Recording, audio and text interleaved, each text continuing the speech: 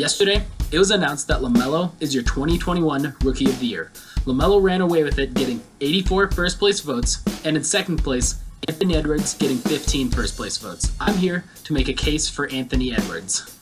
My thoughts were that this was never an even playing field. When it comes to social media, LaMelo had a major advantage, and I think that leaked into the voting. An example of this is Brian Windhorst, who had a vote, by the way. He used the argument LaMelo contributes to wins, and let's not be too impressed by that. They were 10th in the East and got their butts kicked by the Pacers. And whenever I hear someone use that argument, I kind of assume they didn't do their research.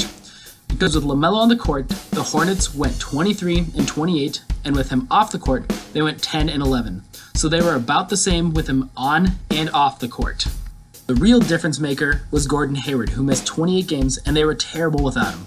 They went 9-19. That blowout loss to the Pacers is a perfect example of this. Gordon Hayward missed that game, and LaMelo played. And basically, from the tip-off to the end, you never really felt the Hornets had a chance. Then people point out, Anthony Edwards was on one of the worst teams in the league. And look at their supporting casts. They're about the same. Hayward, Rozier, Graham, and then for the Wolves, it was Beasley, Cat, and D'Lo.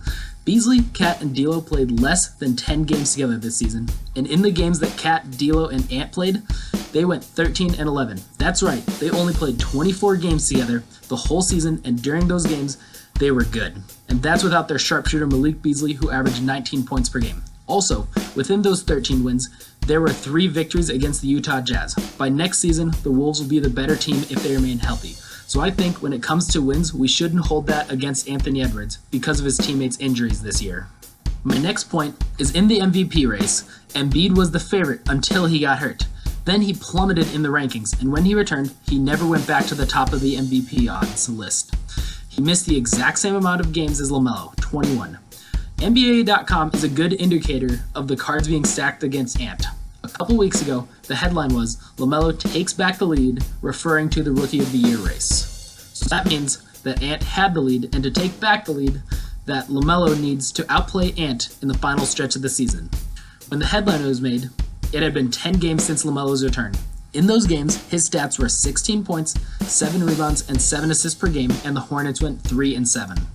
Anthony Edwards in that time had 26 points, 7 rebounds, and 4 assists per game, and the Wolves went 5-5. So there is no way that LaMelo took back the lead. He straight up got outplayed by Ant, but somehow the NBA just handed LaMelo back the lead. Now we talk about growth over the season. For pretty much the whole season, Ant's most recent 10 games were his best 10 games because he was always improving. A good way to show that is Anthony Edwards in February averaged 18 points, 5 rebounds, and 3 assists. In May, he averaged 26 points, 7 rebounds, and 4 assists.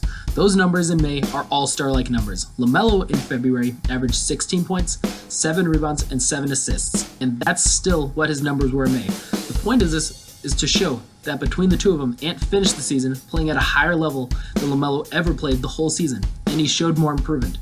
Now, if you want to say LaMelo was playing better for longer, though, we can rank the halves of the season.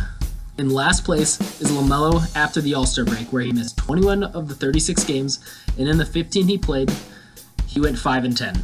In third place is Ant before the All-Star break, where he averaged an inefficient 14 points per game, and the Wolves are the worst team in the league, but at least he played. In second place is LaMelo before the All-Star break. He was winning, he was the youngest to ever get a triple-double, and was averaging 16, 7, and 7.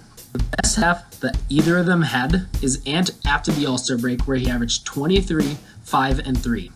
The Wolves were about 500. He was the 4th youngest to ever score 40, only behind Luka, KD, and LeBron. And he scored above 40 twice. One of them, he beat the Suns, and in the other, he went 8 for 9 from 3, and none of those points came from the free throw line. So Ant may have only had one good half of the season, but that half was the best that either of them played all season. And even Ant's first half of the season was better than missing 21 games and losing the ones you were playing in. So as of right now, Anthony Edwards is playing better and improving faster. My point is that social media and overall popularity played a huge role in LaMelo's victory. And I can't help but feel that if LaMelo had been drafted first overall by the Wolves, had 19 points, 5 rebounds, and 3 assists per game, and only won 23 games, but played in all 72, and Anthony Edwards were drafted by the Hornets third, had 16 points, 6 rebounds, and 6 assists per game, got the 10th seed in the East, but was injured for 21 games, that right now, LaMelo would still be the Rookie of the Year. And had that been the case, LaMelo would have won by even more.